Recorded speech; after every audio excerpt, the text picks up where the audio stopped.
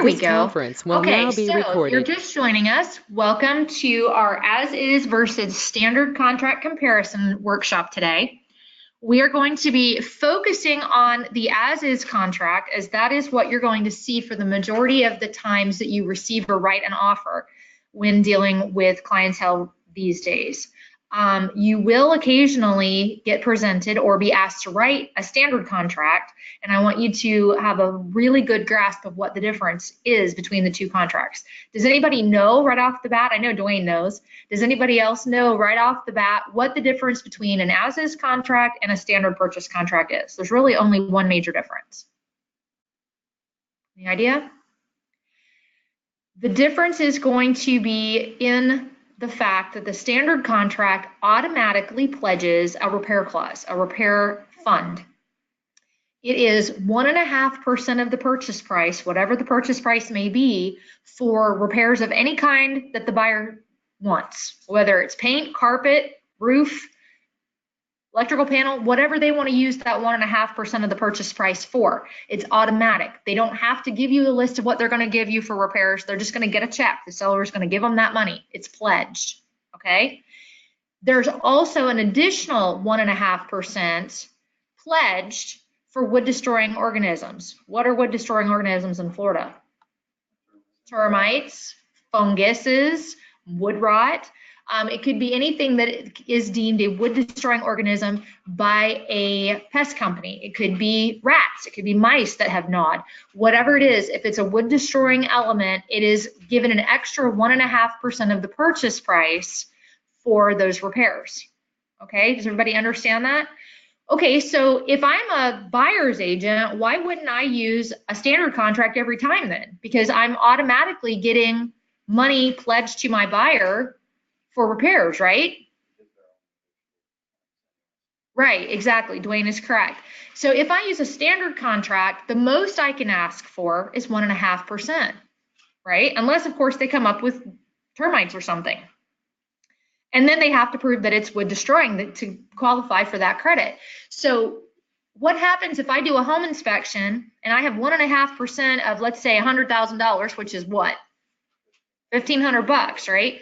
What if it comes up that I need a whole new roof and an electrical panel and an air conditioner? Do I have a right to cancel? Well, you do have a right to cancel. You do within 2 weeks. You still have an inspection period, but can I go back to the seller with this contract and ask them to do more? No, you can't, because you're already pledged to 1.5%. Now you can cancel and walk away. Yes, you are allowed to do that, but you don't have the negotiation teeth, if you will, okay? What about with an as-is contract? What is automatically pledged to a buyer from a seller? Nada, right? Nothing is automatically pledged. So does that give you more or less leverage as a buyer going to a seller if I have an as-is contract? Probably gives you more, right? Because if you think about it, you're either in or you're out. Everything is negotiable. So let's go back to our example. I need a roof and an air conditioner and an electrical panel. That's going to be, pretty close to probably $18,000, $20,000 worth of repairs, right? So if I have 1.5% pledged versus an open-ended ability to negotiate, which is a stronger tool, do you think? The as-is, right? And that's why most of us use the as-is. You will see a few agents that like that standard contract. So as listing agents, it's extremely important that you pay attention and not just assume that you've got an as-is contract because that's the one we normally see. I've had 2 or 3 agents recently get bit with this because they negotiate it. They're thinking in their mind that it's an as-is contract. They do a net sheet for their seller. They present it. We're off to the races, and we get the preliminary HUD from the title company, and it's got 1.5% pledged back to the buyer. Is that seller very happy with their agent right now? No, because they've automatically given away 1.5% of their money.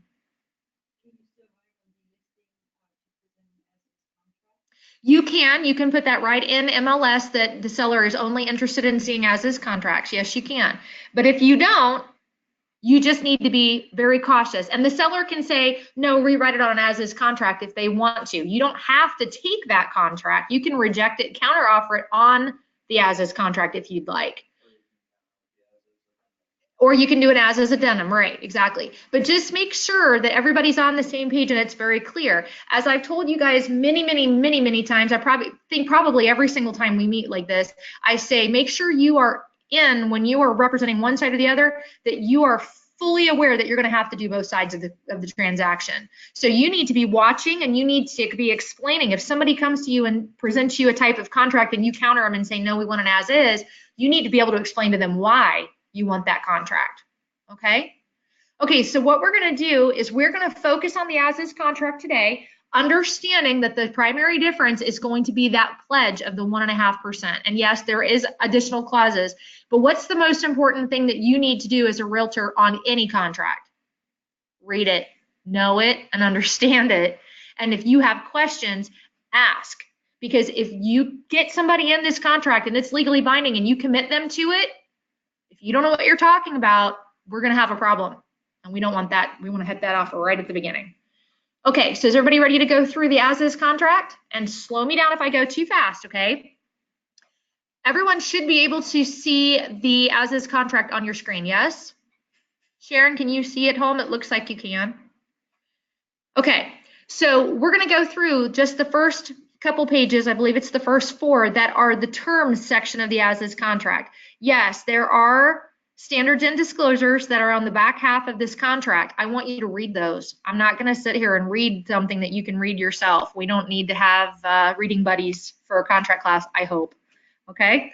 All right, so let's go through the terms section. Oh, George Hernandez has arrived. Welcome, George. You can go through this contract. Like I said, slow me down if I go too fast, but we're going to talk about the importance of all the blanks. That's why they're there. We have to fill those in. Okay. All right. So our parties to the contract are our buyer and our seller. How do we know that the person that is the seller is our seller? Where do we get that information from? We're going to represent the buyer today. So where do I get the seller's information? Anybody know? How am I going to fill this contract in if I don't know who my seller is? So we're probably going to use MLS, right? And we're going to look, how do we verify that the person that is listed on MLS is really the seller? Property appraiser, correct. Go and check it out. Are we going to just take for face value what property appraiser says anymore? No. Got to look at the deed. Good job, Sandra. Okay, so we want to look at the last closed deed and make sure that who is representing this property as their own to sell is actually our owner and they have the authority to sell it. What are some kind of deviations that might happen from who is listed on a deed? What could have happened since a deed was recorded that would cause someone to have the authority to sell a property that might not be recorded? Any ideas? A trust? What else? Power of attorney, universal agent, being an authority to work for that person in their capacity. Okay, so if it's not there, then you need to ask that seller, in what capacity are you representing the seller? Are you their universal agent? Are you their guardian? Are you their power of attorney? And if so, I need to see that document. Okay, if they say no, you say thank you for your time. All right. We don't list property that we can't verify who the seller is. Now, this is more for the listing agent side. You should be able to trust a deed or trust a property appraiser site, okay? And MLS. All right, how about our buyer? If we're representing a buyer, how do we know that our buyer that is signing this document is who they say they are? State issued ID, how else? Passport, right? Federally issued ID, right, exactly. Okay, so we want a photo ID, right? We want to see that they are really who they say they are. Okay, next line down is the street address. You can pretty much go by what a seller tells you or what by MLS tells you on this. You can verify with property appraiser. Sometimes you will find slight deviations, like sometimes the street name will end in a K instead of an H or something like that. Title will clean that up for you. All right. You go by what property appraiser tells you, which is pretty much going to be what's in MLS because it pulls from property appraiser. Okay. The county that it's located in is line 8. And then the property ID tax, property tax ID number. What is that? What is it also commonly known as, and where do we find it? LIPA. And what's it called? The strap number, the PID or the strap number, okay? I would include that on your contracts. You don't have to if you have a legal description, but this is just one more layer that protects you as the agent, that you are relying on third-party sources to gain our information. We are not title agents. We are not property appraiser. We are relying on the tools that we are given and that we have access to, which is a public access to get this information. So we want to be triply sure that we're verifying all the information. You're going to see at line 11, we have some added verbiage on our contract that is pre-printed and it's permanent. You can't take it out. It says legal description to be verified and confirmed by licensed title agent or real estate attorney. Okay. This is for our protection. It's a hold harmless for the brokerage to say, we're not doing this research. We're using a third party to get this information. Okay. This is a sore subject and it can come back to involve you in things, lawsuits and other, situations that are beyond our control, and they're really beyond our scope of expertise, but that doesn't mean that you won't get, included if the ship goes down.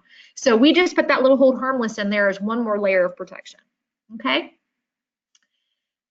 What is considered property and what is considered chattel? What is chattel, first of all? Personal items, personal property. Give me an example of a personal item that might be included or get left in a home sale. A chandelier. Okay, good example. All right, so if it is personal property that's being included in this purchase contract, and I don't mean boats, cars, furniture. These are fixtures that could or could not be misinterpreted as part of the property, okay? If it's included, you need to list it. Especially, again, we're representing a buyer in this situation. If the buyer wants it, you need to list it. Give me an example. I mean, in this list, you can see it's already pre-listed for you here. Ranges, ovens, refrigerators, dishwashers, disposals, ceiling fans, intercoms, light fixtures, draperies, rods, blinds, window treatments, blah, blah, blah, right? What's missing from this list that can be a big one? Washer and dryer, okay? What else is missing? Maybe TV might be, that's kind of getting kind of personal. Give me another appliance. Okay, yeah, the surround sound or the wall mounts, that could be, yeah, absolutely. What's something else that's an appliance that's missing from our list here that's kind of standard in a home? Microwave oven. Microwave. It says ovens, but that's a gray area. So if the buyer wants it, you need to write it, okay? Depending on the location of the home, I would write well equipment, pool equipment, water treatment systems, whatever, things like that. Because sometimes when properties become vacant, things walk away.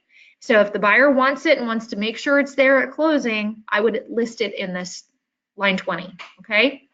Line 22 and 23 are talking about things that are not included in the sale. So if the seller doesn't want to leave it, they need to make sure it's included here. Where could I find the list of this information when I'm preparing the contract as a buyer's agent? Where would I find that? Where should it be? In the MLS listing under confidential comments, or it might be right in the remarks, but definitely in confidential comments if nowhere else, right? So if that chandelier doesn't convey, they need to list it. If the wine cooler or the personal spa or whatever it is, if you think it stays, you need to list it. If it doesn't stay, you need to make sure it's included, okay? Don't be like some realtors and try to pull a fast one and slip something in or take something out by omitting or including if you know it doesn't belong in there. If they've already said it's not staying, we need to be respectful, or call it right out to attention and make sure that everybody's on the same page. Okay, at line 26, we have our purchase price. What criteria is involved in setting a purchase price? Give me some things that we need to take into consideration when we're setting our purchase price. Are we cash or are we financed? If we're financed, what type of loan? If I'm financing, do I have my closing costs? Do I have to ask for a seller concession? If so, what kind of product am I using and how much is allowed? Lots of things to think about. So before we ever get this document out, we needed to have had a conversation with our lender to make sure, first of all, yes, they really have been pre-approved. And second of all, I know what type of loan they're using, how much they have in the bank for their closing costs or their expenses, and what kind of a product am I using before I even touch this contract. Otherwise, I can't fill any of this out in this term section, right? Okay, can everybody at home hear me? And does anybody have any questions so far? We are up to line 27 on our contract. I'm going to assume no unless I see chats come up.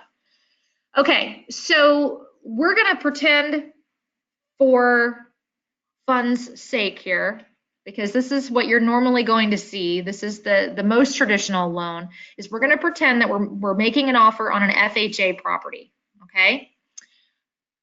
My purchase price, we're going to use nice round numbers because I can't do math in my head. I went to Riverdale High School, which means I can do no math without a calculator. Okay, so that disclosure being made.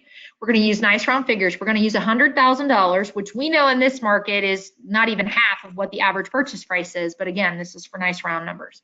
So if our purchase price is $100,000 and our buyer needs all of their closing costs paid, as much as they can possibly squeeze out of this, what else do I need to take into consideration when I make this offer?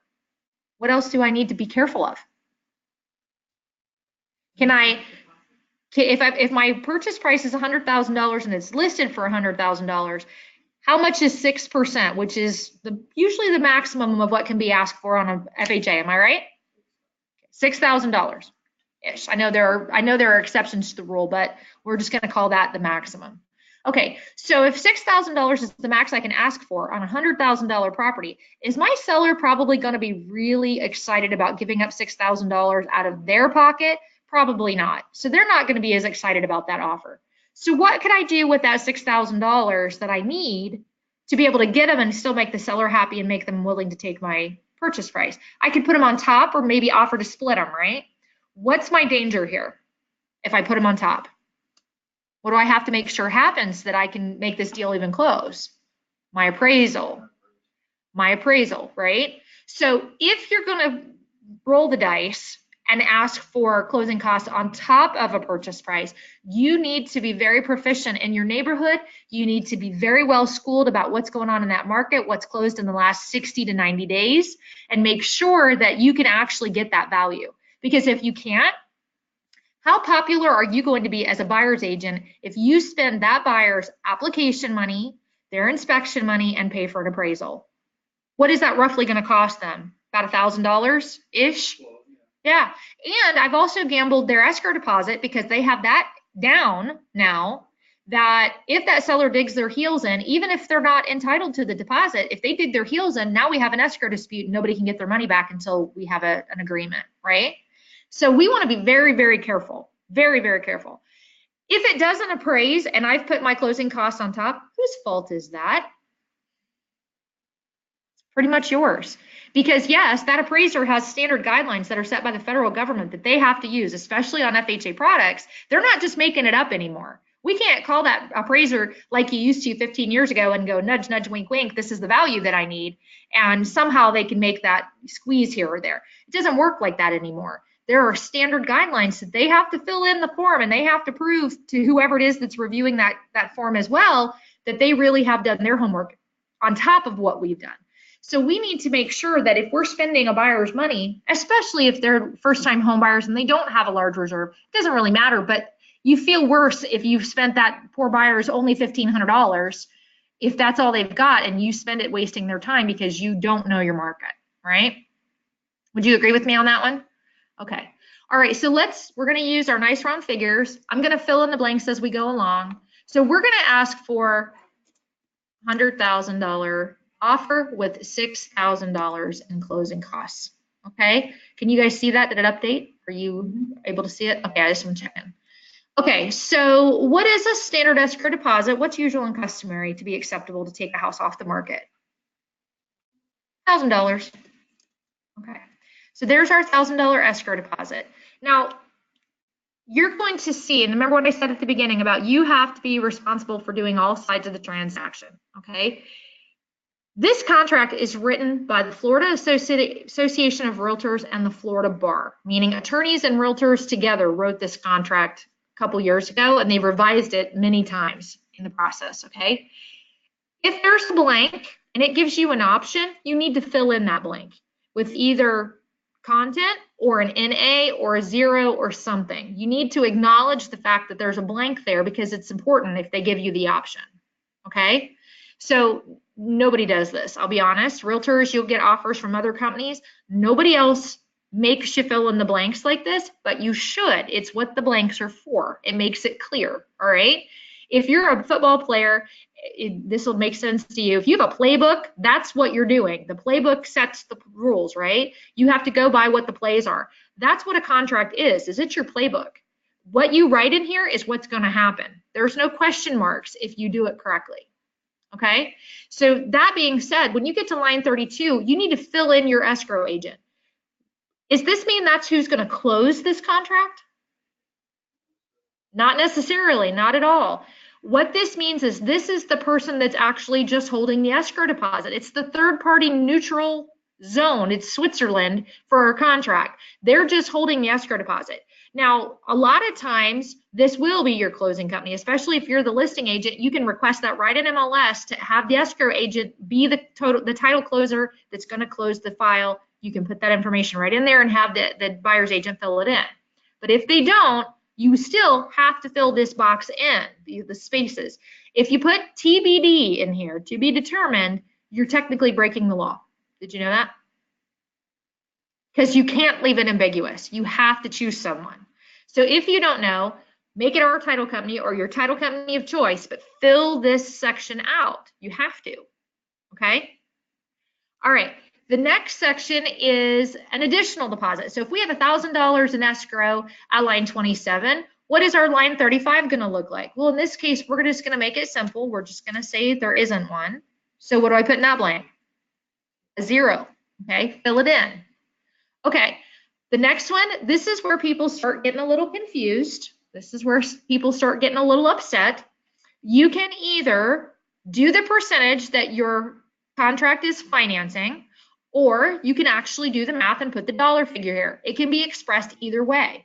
So we said that we are doing FHA financing earlier, right? So the loan amount for FHA financing is 96.5%. So I can just put 96.5%. Oops, except apparently I can't type. 96.5%, and you can leave it at that. If I'm a listing agent and I get this contract and I open that contract and I look at page 1 and I see 96.5%, what can I almost guarantee that that loan type is? FHA, right? It makes sense. It should just trigger you, okay? The next box down at line 39 says other, okay? What would an example of an other financing term be? Can you give me an example?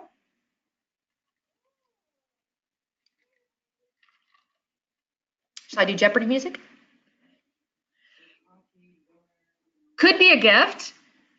How about down payment assistance?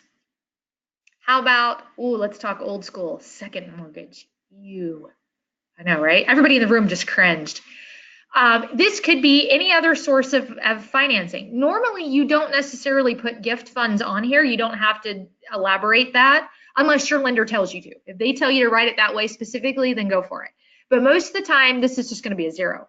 All right. This is kind of an old blank for our location, our area anyway. Okay. So now here's where people get really upset. This is my favorite part. What is 3.5% of 106? Somebody do the math for me.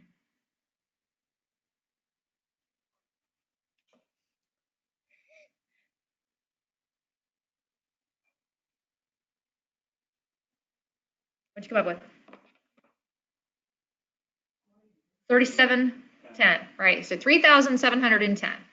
Okay.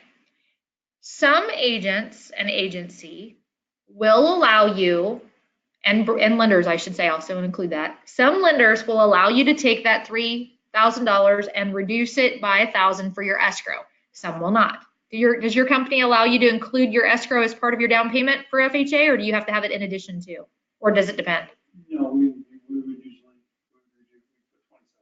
You'd put 2710. Okay, so that's another question. Yeah, usually when I have a buyer and I'm writing a contract, I don't let them include that. I want to see that they actually have that extra $1,000, or I'm going to pledge less than that to make sure that they really do have their expenses covered, just to be safe. But you can do it, whatever you do, it's okay as long as the math works, okay? So If we're using that principle that we just discussed, your cash to close would be $2,710. Does that make sense? Are we sure? Okay, because this is where most people, they have some kind of a math meltdown. I don't know what happens, but every single time that I have somebody new that comes in and writes a contract, this is where the mistake happens. Okay, so you can do it however your lender tells you. If Paramount says you can reduce that $1,000 from your 3.5%, rock on. But if they say no, some lenders won't let you do that. You need to ask that question to make sure your math is right. Okay. If that's the case, then the math is going to change somewhere. Okay. All right. Everybody good with that? Okay. Someone else has just joined us. Okay. So we are now at line 45. This is your date of acceptance for this contract. The offer is being made. And this is the amount of time that you're allowing the seller to respond to accept, cancel, or I'm sorry, not cancel, accept, reject, or counter your contract. What do you think an acceptable time period is? 24 hours. I am short, sweet, and to the point. Give them 24 hours. If I'm making the offer right now, I want it tomorrow afternoon by 5 o'clock, no later. I want my seller to be a little bit under pressure because I don't want them to have the opportunity to get another offer in. I don't want to compete. And if they already have received other offers, I want to get a response right back so that I know if I'm in a highest and best situation, we want to get this wrapped up. So we want to be fast. Okay. So we're going to do 24 hours. I'm just going to type that in there. Okay. All right. So here is another sticky one. What's our closing date going to be? This is another question to your lender before the contract ever gets pulled out of the file. Okay. How long does it take this particular lender to close this particular product? Is it 30 days? Is it 45? Is it 60? Is it 90? God forbid, USDA.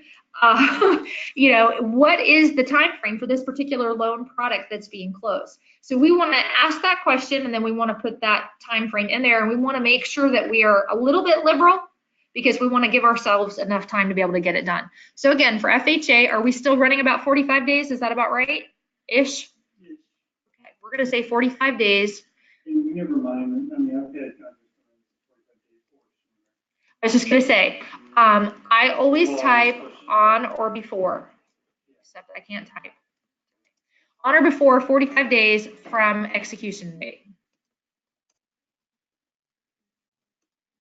Okay. Any questions about that? You could actually type the date in here if you want to, but what if it takes you 3 or 4 days to finally get all the details hammered out? I've lost 3 or 4 days on my closing date, and now I got to make another change. You could do that, whatever makes you happy, but just remember, every single time you make a change, you have to have an initial. Okay? Do you have these samples built in somewhere? We do, yeah. I'll actually share this file that I'm playing in right now. It's called Training Day. I will share this file, and then you can have it. That way you can play with it, and you can make changes to it, whatever, it'll be editable, okay? Okay, so now we're moving on to page 2. Is everybody keeping up with me? Everybody's good? Okay. I know this is not the most exciting class in the world, but this is one of the most important ones that we do, only because it's legal. And if we fall asleep on the job, we're going to be in big trouble, okay? Under our financing terms, we're going to get there in just a second. I am not particularly thrilled the way this contract is laid out because we're talking about extension of a closing date based on financing before we get to the financing portion. Really cute. Be aware that that's what's happening, okay? This is what they're referring to. They're referring back to that extension of closing. You only have 2 automatic extensions that are going to happen for this contract. The first one is if the lender is not able to get out the required closing disclosures to the buyer within 10 days, okay? They get a 10-day extension automatically if they don't get them out fast enough, okay? You got to stay on top of this stuff, all right? So question again, sorry. I got to say, I highly encourage the buyer's agents, set yourself tasks, stay on top of it 2 or 3 or 4 days in advance, be involved, be a player in the game, okay? Me from the lender side, I'd love to. Yeah. Always CC. I would recommend that you at least check in with your lender at least twice a week, beginning of the week, end of the week, whatever you need to do, but stay in contact because The more you communicate, the more everybody stays on the same page. Okay, at line 58, we are talking about the only other automatic extension to this contract, and that is force majeure. Force majeure is French for an act of God, okay? Or it is a force beyond our control, okay? Give me some examples of a force majeure situation. Hurricane. What else? Earthquake. Volcanic eruption. What'd you say? Fires. How about an act of terrorism? An act of terrorism is actually under the category of force majeure now, according to this new contract, okay? If you go back through your standards and disclosures, there's actually a whole paragraph that you can read about what is considered force majeure. Now, let me ask you a question. What about a blizzard in the financial industry or financial district in Philadelphia? If our buyer is here, the property is here, but our lender's financial hub, where they actually get their money from, is in Philadelphia. That is covered. It is considered force majeure. If you are able to get an extension, if you physically have power and electric and internet and all that kind of good stuff, get an extension, do paperwork. Because remember, we get two tattoos when we join mentoring and do engage. One says buyers are liars, and the other one says get it in writing. Those are our two permanents forever, right? So this is one of those things that if you are able to get an extension, go ahead and get it in writing, because if it's in writing, then there's no confusion, there's nobody scrambling and arguing about it, it's just done. But if there's a hurricane and we don't have power for, 6 days, this contract, if it goes beyond the closing date, we're okay. We have 14 days. We actually have 30 if you read the way it's written. But within 14 days, you don't have to do anything. Okay? Does that make sense? Okay. All right. So occupancy and possession. This is another big one. We need to talk about this because this has come up in the last week with another realtor in our company as well. At closing, when the seller gets their money, the buyer gets their keys, right? It's transfer. It's kind of like the old standoff. We cross paths, everybody gets something. Buyer gets the keys, seller gets the money. That's when the property actually is conveyed, right? Unless what? Unless we have a post-occupancy, a pre-occupancy, or one other circumstance. What is that? There's a tenant in place with a lease, right? Okay. If there's a tenant in place, this box at line 68 has to be checked. You will not believe, Sandra's laughing, you will not believe the amount of times that we get within a few days of closing and the buyer goes out and doesn't, goes by their new house and they're all excited. There's still a tenant living in the house, or now there is a tenant living in the house that wasn't there before. That we have someone occupying the property. We don't know what their intention of duration of stay is. We don't know if they're paying rent to a landlord. We don't know if there are deposits involved. We don't know if they're squatters. We don't know anything. So if there's someone living in the property, that seller has to tell you right now if they're aware of it. Obviously, if it's a squatter, it might be a surprise to everyone. And we might want to put closing on hold a minute until we figure that one out. But if there is a lease in place, we need to know about it, even if it's a month-to-month lease. Okay, we have to know. What kind of a contract financing are we writing this time, right now? FHA. What if it has a tenant in place? Not really. FHA requires the buyer to live there, do they not? Yeah. It's part of the program requirements. So if I'm writing an FHA and there's a lease in place for another 6 months, it's not going to happen. We can't do it. So these are the kind of things, again, as a listing agent, if that's the side we're representing, you need to pay attention to the details. The devil is in the details, as they say. You need to be very, very careful that if you see that FHA financing checked and you know you have a tenant in place, you need to flag that other realtor down because maybe they don't know. Okay?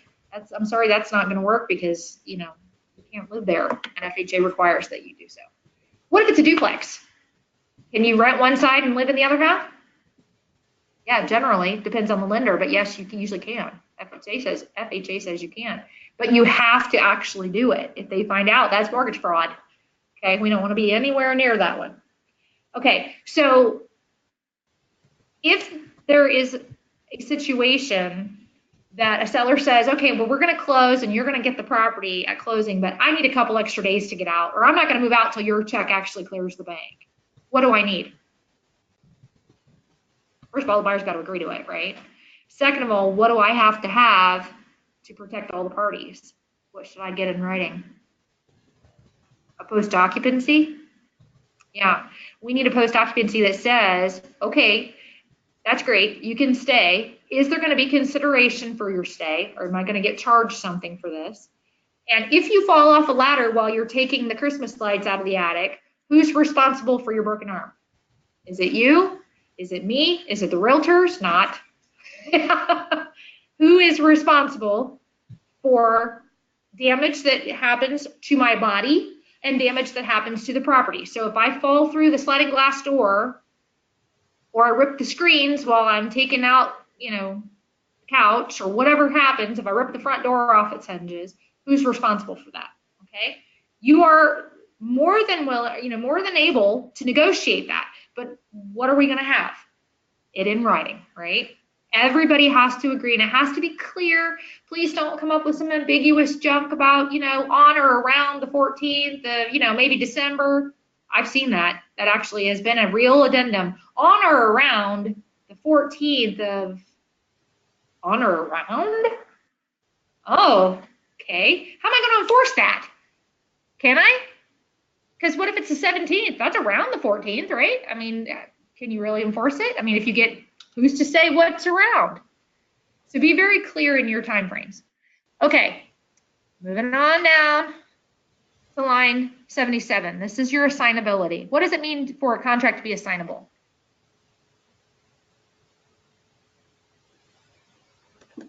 You can change the party of the contracts, right?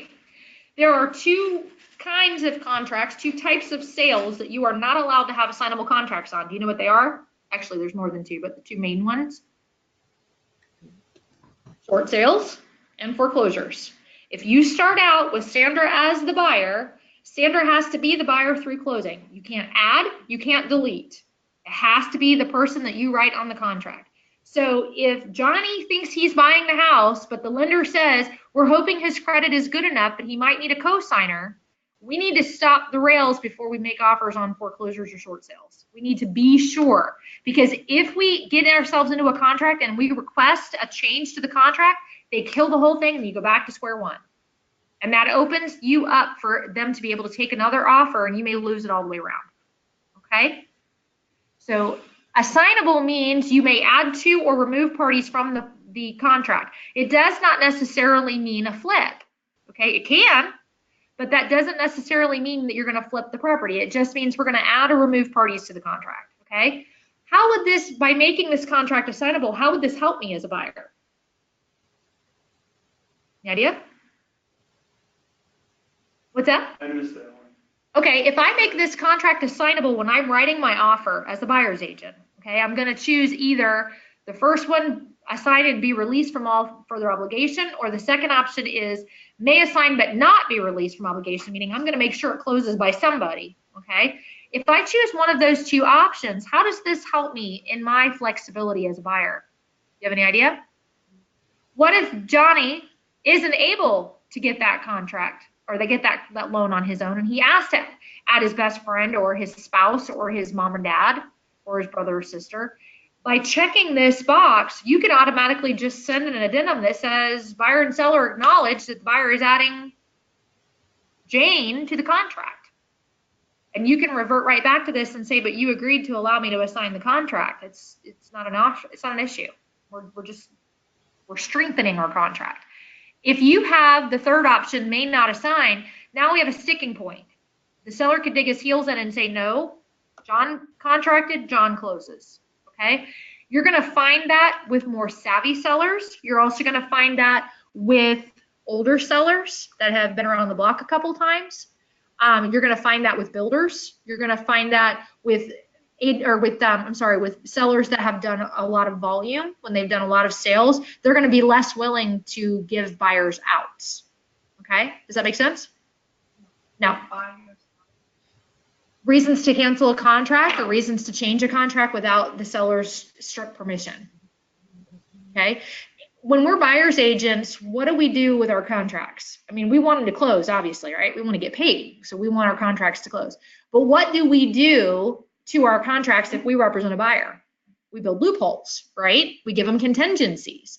We give them a lender's contingency. We give them an inspection contingency. We give them assignability. We make different ways that if a buyer needed to cancel this contract, they could, right? You could use a loophole to get out of a contract. As a listing agent, what do we do to a contract? We button them up everywhere we can, right? We shorten those inspection periods. We shorten that contingency period. What's your question? I'm not too sure if I understand correctly what benefit it would be to assign. Okay, so let's say you're the buyer and we get our credit run and it looks okay on our pre-approval situation, but when you go in the application and they actually start really digging into your file and getting you ready to go to underwriting, they find that you're not quite as qualified as you thought you were, okay? That for this loan to get full approval, you're gonna need a co-signer, okay? If this is marked may assign, whichever one you've picked, usually the second one is the most strong and flexible option at the same time, the may assign but not release from liability. If you select that, you can automatically just add that person to the contract and you don't have to fight or beg or ask permission. You can just do it. I can just add them right on because they've already given you permission to change the contract through assignability. Okay? Where do you put that? On an addendum, buyer and seller acknowledge Jane Brown as an additional buyer to the contract. Okay? When else is this a useful tool? When else do I want to make my contract assignable? Who else uses assignability as a tool for business for making money? Nope. Investors. So if you're an investment company and I'm going to pick this property up for a song, I want to be able to try to flip it to someone else prior to it actually closing for me. So I want to do a simultaneous closing with the seller and my buyer so that I make money on that day. I actually didn't spend anything. I just used the system. I leveraged this property to make some money and it didn't cost me anything. That's what investors do all the time. Back 15 years ago or better, you'd see a property change hands 5-6 times in a single day. You'd have simultaneous closings and it would start out at 10 o'clock in the morning and by 6 o'clock in the evening, it had changed hands 5 times and the price had went up $50,000 to $100,000. Yeah, and it would just roll over and over and over and over and over. And as long as everybody agreed and it would either appraise or somebody's got the money, it could happen. Now they kind of slow the roll. Simultaneous closings are a lot harder to pull off. They're not as easy to coordinate, but it still can be done, especially with cash. It can definitely be done. So assignability is a tool that we can use to help make our buyer in a better position. We can add strength to our offer by saying, if he can't get the loan by himself, I can add a buyer, or two to add credit to help strengthen my offer. Are we good on that one? Okay. All right. So this is really the most important section of this contract is the financing section. At line 82 is the king. Cash is king. Cash is easy. We all love cash, but cash is only about a 40-60 shot in this market. You're still going to get a lot of finance offers. Okay. So at line 86, if it is financed, you got to check the box B. Has to be checked for it to be contingent upon the buyer obtaining approval. Okay. Then you're going to select what kind of a product is it? Is it conventional FHA, or something else? What's another example of something else? What's another loan product that we could use for financing? Do you know? I said one a little while ago. See if anybody was listening. USDA or rural housing. There's a bunch of out there. There's a whole bunch of different products that you could use, but that's just one example. Okay, so you want to mark what kind of loan product you're using. And then it has a box at 187, the second box that says, if within blank, if left blank 30 day, the loan approval period. Okay, what is the loan approval period? What is it? This is the time frame in which you actually get your full loan approval. We're ready to close. We don't have all of our documents done yet. The title company may not be quite ready yet, but the loan has everything that they need. The lender has all they need. Appraisal is back. Verification of employment is in. All of their ducks are in a row, and they're ready to send the money. They're ready to issue the documents, and we're ready to send the money. Okay? If you don't get that loan approval, within the time period that you set in that box. And please, I will get the ruler out and smack your knuckles if you leave this box blank, okay? Because even if nothing else, even if you're gonna put 30 days in that box, it's a mental self-check that in 30 days, I gotta have this document from the lender. I gotta have it. Without that document, you are now playing Russian roulette with the buyer's escrow deposit, okay? So we need to be very, very, very careful with these timeframes. Okay, term is usually 30 years, but please don't leave it blank again. The interest rate is going to be based on whatever the lender tells you. That's another question. Is it important? Because what if I mark that it's going to be a fixed or adjustable rate, not one or the other, and the lender says, yeah, I can give them this loan, but it's going to be 12%. What if the buyer can't afford 12% interest on their loan? Do they still have a loan approval? Yeah, they do, technically, right? So if I make that little box because I'm lazy or I didn't ask or I just have apathy for the whole situation or whatever is going on, if I just mark that whatever box, if the lender says, yes, I can approve them, but it's got to be an adjustable rate, it's going to have a, 3-to-1 arm, it's going to be some crazy stuff that maybe they don't want, but they can still get that loan, they have an approval. Can I cancel based on that information if I've checked either or? No, I can't.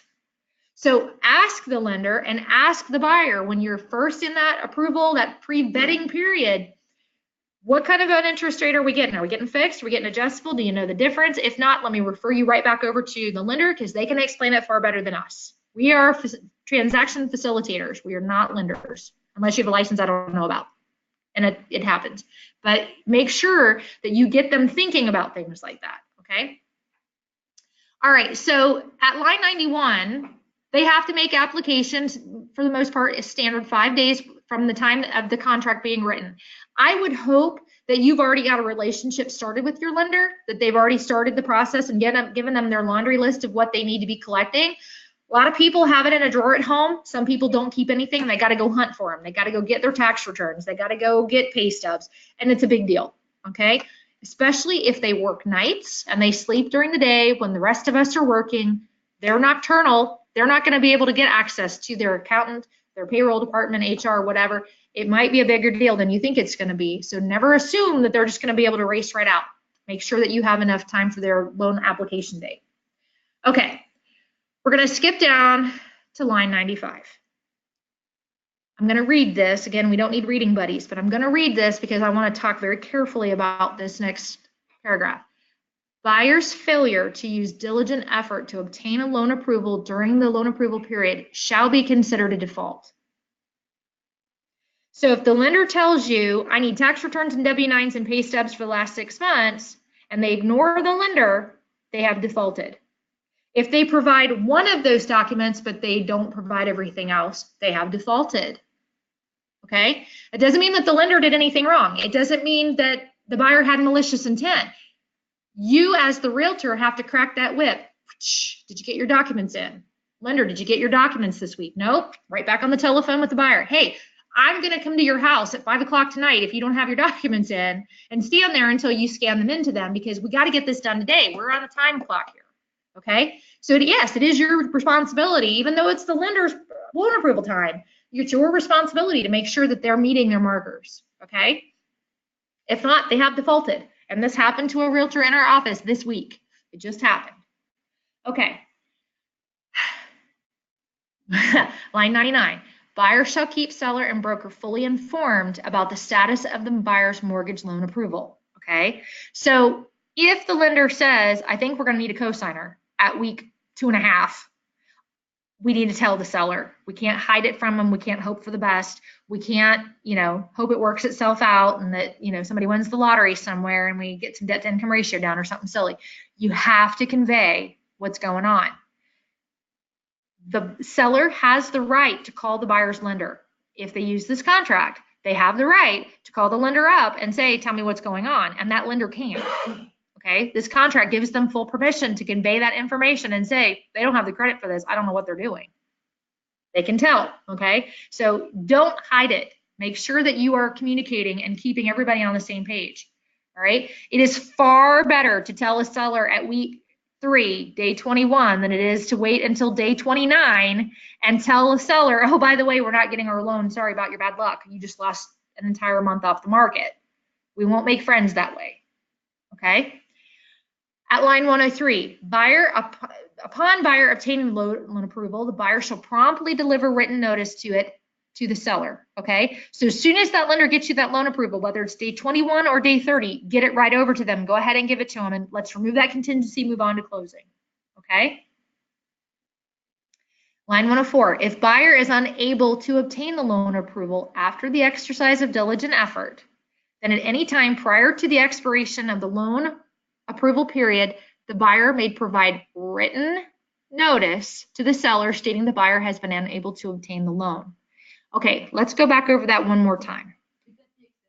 It can be extended, but you have to specifically extend the loan approval time, not the closing date. Those are two different things. Okay, most agents think, oh, I'm extending my closing date, I'm okay. No, all you did is push out the date in which we're going to convey the property. We haven't protected the buyer in any way, shape, or form by just pushing out closing. Okay, so we have to extend our loan approval date. If we don't, bad things can happen. The buyer can lose their escrow deposit. That's the least of our worries. Seller can also sue the buyer for specific performance because they didn't play by the rules. This is our rule book, remember?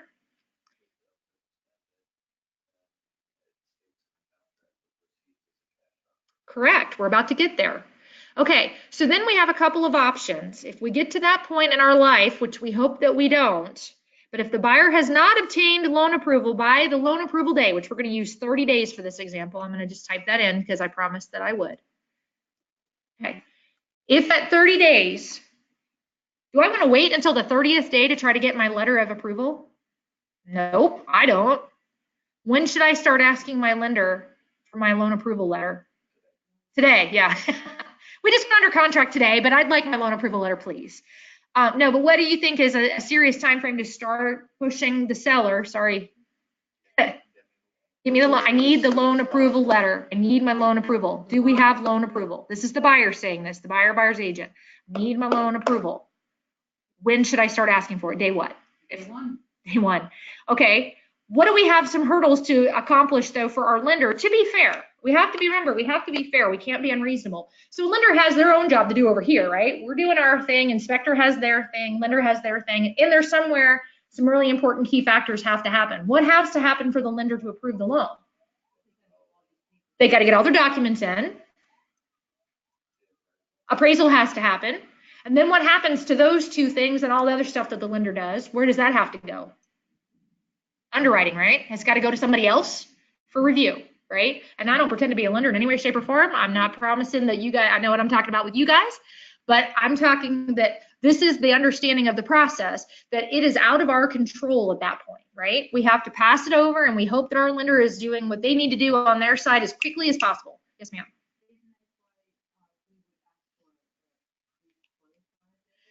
Pre-quals are not worth the paper they're written on because honestly, a lender has probably had a phone conversation. They don't have any documents in front of them. They're going by what the buyer is telling them. No, pre-qual is just this piece of paper right here that says, I've talked to you and this is what we think. It's a starting point. Then there was a loan approval. The loan approval is what it's the touchdown, okay? Same thing as pre-qual.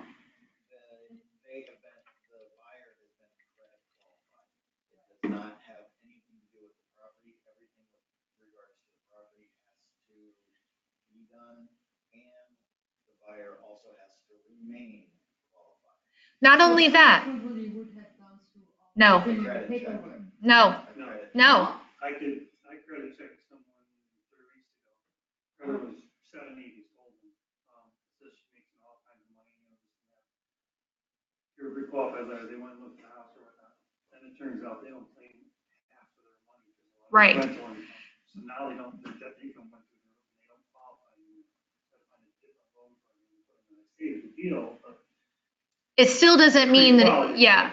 Here's the difference between a pre-qual and a pre-approval. The pre-qual said, just as he said, we have had a conversation and we have an idea. Okay, you make X amount of money and you can spend up to X amount based on your debt to income ratio. This is what you can afford to buy. Go forth and be fruitful. Now, that's what that application time period is at day 5. They have 5 days from the day you write this contract to the day they get their application submitted. That means your tax returns, your pay stubs, your W, whatever you need. Everything that the lender requires. You have to get all that in, and then the lender starts their actual approval process. Okay, so a pre-qual and a pre-approval are the same thing. They're nothing. They're just a phone conversation. It's a starting point to make sure we're shopping in the right price range. Okay, that's why we have a loan approval. That's why we have all these lender qualifications. That's what the loan contingency is all about, because it's a promise to close, but it's not guaranteed until the lender does their thing and gives us that letter. Yes, ma'am. So online,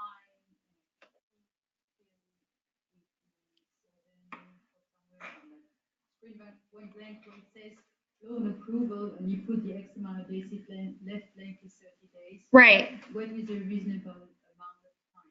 That's going to depend on the lender again. If it's a FHA product and we're going to close in 45, I would say I want loan approval coming up pretty quick on 30 days. I want to know way far in advance of closing, because what happens if I'm closing in 40 days? What's happening about day 30 in that seller's house? What's happening at home for the seller right now? No? Oh gosh, no. We're way beyond inspection period. If we're at day 30, they've rented a truck, their stuff is packed, they're moving out, they've signed another lease, or they've got another house under contract that they're spending money on to do inspections and appraisal, right? We are fully engaged, as they say in firefighting. We are in a full inferno here. Okay, so if we get to day 30 and we don't have a loan approval and we have not communicated with our lender and our lender doesn't say, looking good, we are about to have a serious volcanic eruption on top of a nuclear bomb. Okay, because let me tell you who is not popular is the realtor and the lender on the day of closing, when the seller is packed in a truck and has money pledged in escrow on a closing with cash from this closing that's happening, and it can't happen. Wow, are you not referable right now? Your name is Mud with a capital Mud. Okay, so you want to make sure that you are staying in contact, you're on top of your buyer. Don't lose them. Don't lose them, because they're going to wander away. They're going to get busy. They're going to be excited. They're going to go buy furniture. Oh, God forbid. Don't let them buy a stick of gum that they don't need right now. They are not, you got to keep your hands on those buyers, especially the new ones, the first-time home buyers. You hold them with both hands and hold them in a hug tight. Do not let them get away from you, because if they go more than 2 days without talking to you, they've gone out and bought a new car because they're excited and they want a pretty new car in the driveway of their brand new house that they're now not going to qualify for. Okay, so you got to hang on to them with both hands, and you got to stay on top of these time frames. That's another reason why we should use app files, and you should use your tasks to yourself for everything. Task yourself a couple days in advance of every time frame. If my inspection period is up in 10, you want to start having reminders on day 8. My inspection expires on X the next day. Okay, same thing on these approval time periods. So I would say when we get to about day 25, if I don't have my lender going, I'm going to have it for you this weekend, or I'm going to have it for you by Monday, I'm going to call them and say, we're at day 25, where's my loan approval? Nicely, of course. We're working together here. But you want them to understand the urgency as well, because they have 30 files on their desk, I hope. And, you know, they're busy, busy, busy. They need to be reminded of the time frame sometimes too. Okay? Everybody's got to be as a team here and work together to get the ball through the goalpost. Okay, so does everybody understand the importance? Okay, so now we have a couple of things if we don't get that loan approval in writing. Not the lender says we're good. What do we have to get? What does our tattoo say? Get it in writing. It has to be in writing or it didn't happen. Okay, so loan approval, we didn't get it. It's day 30. Called the lender and he says, I'm gonna need a couple extra days. So what do? Extend the loan approval date. Be generous. Give them a couple extra days. If they say I need until Friday and today's Tuesday, give them till Tuesday. Okay? Be generous with the time frame, because the worst thing you can do is extend again. That seller's going to get mad.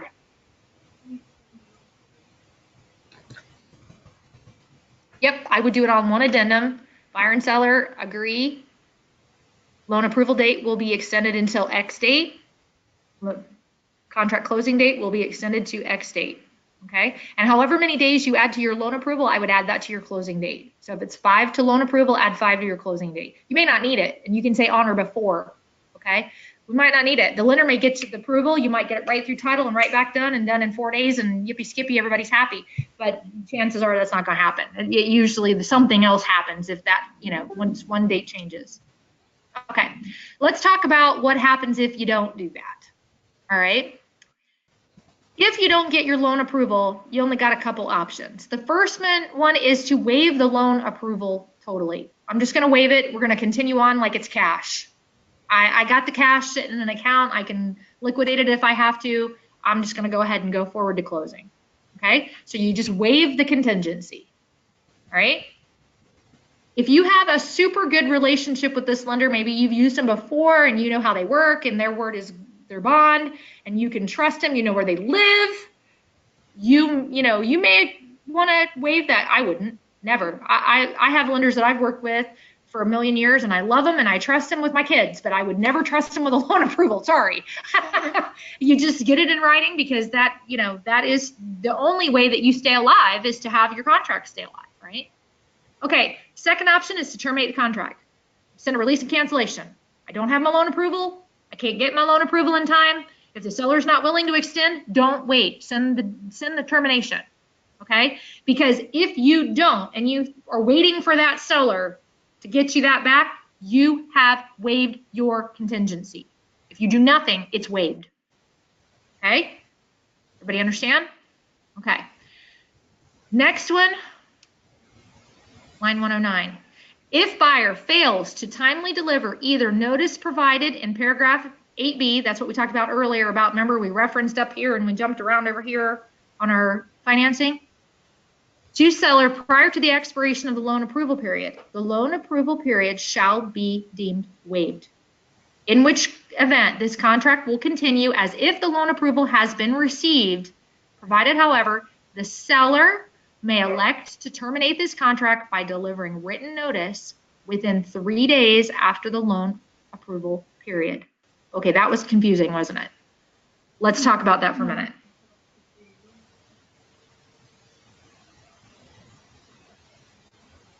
Correct. So if it's day 31, 32, and 33, the seller has the option to send the release and cancellation and cancel your deal. Why would a seller do that? Think about that one for a minute. Another offer. What about a backup offer that's cash? Kind of work's done, right? All I got to do is change some names around. That takes less than a day to get done. If they have another offer that's waiting in the wings, or maybe they went ahead and did their loan process as well and are just hoping that your deal dies a horrible death, then we want to go ahead and make sure that we either extend our contract or we kill it, because the seller has the option to kill it within that 3-day window. You're going to get your escrow deposit back if you do that as a buyer, but you still could lose your deal. Okay. Line 113, if this contract is timely terminated as provided above, and buyer is not in default under the contract terms, the buyer shall be refunded the deposit. Did you hear what that? Say that again. If the contract is timely terminated before the approval period expires, buyer gets their money back, okay? If they are in default, if they do nothing, and we get to day 31 and the buyer tries to cancel, even if they have a denial of mortgage, they're not getting their escrow back, okay? They have to play by the rules, and this contract says you have 30 days to do what you're going to do with that loan, and if you don't have that approval, you have to extend or cancel or waive, okay? Clear? Groovy. Okay. Line 116, if loan has been obtained or deemed to have been obtained as provided and the buyer fails to close for whatever reason, they change their mind, even if it's something like a death in the family or a relocation or something like that, it's still default and they're going to lose their escrow deposit. Okay, so we need to make sure that we're staying on top, and this is another reason to have your hands on your buyer until we get to the finish line, which means you're in your car driving away with your commission check. That's the finish line. Okay, that means the buyer's got the keys and the seller's got their money. Okay, we keep our hands on our clients. We love on them. forever, but we keep them in very close contact until closing. Okay. We don't really do assumption of existing mortgages anymore. That's at line 123, because lenders like for buyers to have their own loans these days, and the state really likes for them to get their own mortgages too, because then they can charge doc stamps because it's new. Okay, so they prefer that we not do assumptions. What is a purchase money note? Anybody know? Seller financing. The recorded mortgage that is held by a seller. Used to call them land contracts. That's a purchase money note. Okay, line 126 through 144. These are usual and customary expenses that are charged to a buyer or seller, and they are outlined here. Okay, I'm not going to read through every single one of these, but the key information here is that everything is negotiable. Okay, and you're going to see a lot of these charges overlap. They're the same for buyer and for seller. It depends on who gets picked to pay. Okay, so if a buyer says, I want to pick the title company, who's going to pay for the title insurance policy? The buyer. If the buyer says, I want the seller to do it, who's going to pick the title company? The seller. Correct. Okay. Does a buyer have the option, or does a seller have the option, I should say more probably correctly, of paying doc stamps? Sure they do. Everything's negotiable. Who is it usually fall on? Who's usually responsible for doc stamps? The seller. Why? Any idea? Because it's the taxes on their sale. I mean, a buyer can negotiate to pay them, but I wouldn't. But you can. How about a home warranty? How about, anybody can pay for those, right? How about appraisals?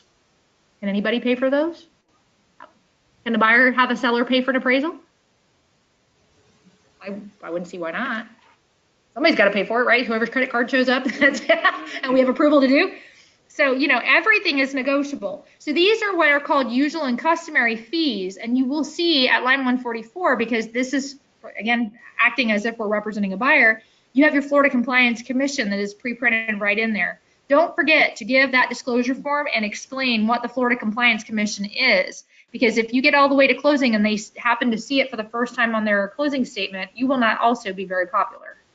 Okay? Explain that this is your additional commission that the brokerage charges for additional storage, technology, and support. Okay? Okay. At line 158, this is who's going to pick for title and who's going to pay for title. Is it the seller or is it the buyer? Make sure you select one. Make sure it's not in a gray area. Okay? Unless you're selling in Miami or Dade County, you don't have to worry about line 164. You can skip on down. Line 170 says the buyer has the right at their expense to have a survey performed, and lenders will require those. Line 173 is talking about home warranties. Home warranties are incredibly useful tools for all parties involved. A buyer can get one to protect themselves. A seller can offer one to help a buyer choose their property, or an agent could provide one on behalf of the seller for the buyer to help push them over an edge to get a sale to close. You do not have to negotiate this at contract. You can offer it later. So let's say we get into an inspection period and the buyer and the seller are fighting over who's going to repair the water heater. Okay? As long as the lender or the insurance company doesn't require it, and this is just a cosmetic or a personal preference kind of a thing, you can say, your realtor, me, I'm going to provide you with a home warranty. So if in the first year you own the property, that water heater blows up, it's going to be covered. Bingo. Solution, right? Didn't cost anybody anything on the buyer or the seller side, but I'm the hero because I found a solution, and it cost me probably $400 or $500, but I would certainly rather spend $400 or $500 rather than lose $6,000 or $7,000, right? So you are allowed as the agent to offer that home warranty. Okay. Line 183 through 187 is regarding special assessments. What is a special assessment? What is it? Correct. It is a lien imposed by a government body, federal, state, or local, or city. Okay, so that would be a good example of Cape Coral's utility expansion. Okay, water, sewer, irrigation. So that is a actual special assessment. What if it's in an HOA and it's the roof on the clubhouse or the surface of a tennis court? Is that included in this special assessment? It is not. If there's a special assessment and it's in a community, where am I going to find that information in my contract? In the HOA or condo disclosure, correct? Yes. And it does have to be disclosed if there is one, but that is not what this is talking about at line 183 to 188. This is a government imposed assessment. Okay? I'm going to have you skip down. There's 2 more blanks that I want you to look at, and that's going to round out our terms section, and then we're going to go into standards and disclosures, which you can read on your own. At line 203, it's actually at line 210 is where the blank is. This is talking about flood insurance, all right? There is no reason for a realtor ever to not know if a property that they are selling is in a flood zone or not, because there's an overlaying map on MLS that when you pull up that property, you can go and click flood map and it'll bring it up and tell you what zone it's in. From before you even go show it, you will know if it's in a flood zone or not. So you need to know what your tools are in MLS and how they work so that you can protect the buyer from, again, spending appraisal and inspection and trying to get insurance and getting all kinds of crazy sideways here and getting involved in a transaction. If they can't afford additional insurance for flood, it's going to be required by the lender or required by insurance. Okay? So that's one important one. Usually if the standard is 20 days, you can put it in there for less or more. I would do at least 20. Give yourself a little extra insurance policy. The last blank that we're going to fill out is going to be at line 249. This is your inspection period clause. Do I have to, in this contract only, do I have to have an inspection done to cancel this contract? No, I do not. Why? Buyer at buyer's sole discretion may choose to move forward or cancel this contract for any reason. It doesn't have enough light bulbs outside. I don't like the neighbor. The house is the wrong color and I don't want to paint it. The grass is too deep. The grass is not enough. Whatever it is, they don't even have to have a reason. They can just cancel for no reason whatsoever in this time period, okay? So if I'm a buyer's agent, what do I want this time period to look like to protect my buyer? No, I want a big one if I'm the buyer. I want about 15 days-ish. I really don't, because I want that contract to close too, but for my buyer's protection, I want to have a wider window, right? If I'm a listing agent, how long do I want to take my property off the market before it goes hard? Very small, right? As small as possible. Usually, if I'm a listing agent, I'm not giving you more than 7 days. If I'm a buyer's agent, I'm going to probably do 10 or 12. Okay? So it depends on your perspective, your angle about how you're going to write that contract and what you're willing to accept. Okay?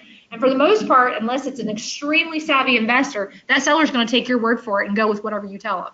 So listing agents, double check your contract period, shorten that sucker up. If you're a buyer's agent, go for the gusto, give yourself a little extra time. This is the closest thing that Florida has to a rescission period. We don't have one for contracts, okay? So make sure you keep that in mind. This is really the only reason why you can just change your mind and bail, okay? One thing that we just had a conversation about right before we started this class today, Dwayne is actually working with a vacant land contract, which is the third type of contract that you will routinely use in our brokerage. You will have the as-is, you will have the standard, and you will have vacant land. You should go in and read that 7-page contract very carefully because it does not have a loan approval in it. You can take financing, but it does not have a loan approval period. It doesn't even talk about any language about loan approvals. Kind of open-ended. So as a listing agent, we both just learned this today actually, because I've actually never taken a land contract that was financed before. And in all the years that I've been a realtor, I've never had to deal with it. It's always been cash. So I learned something today as well. When you have that contract come in and they want to finance, I would put on that additional comments, additional terms, that they're going to have a loan approval within X amount of days. And if their closing's in 30, I'd give them 20. If it's in 45, I'd give them 30, just like this contract. But set it up. You can put that additional terminology in there. Write that verbiage right in your contract. Okay? Anybody have any questions? Anybody tuning in at home have any questions? All right. Well, if that's that, I'm going to conclude our recording session. Thank you guys for attending very, very much and look forward to seeing you next week.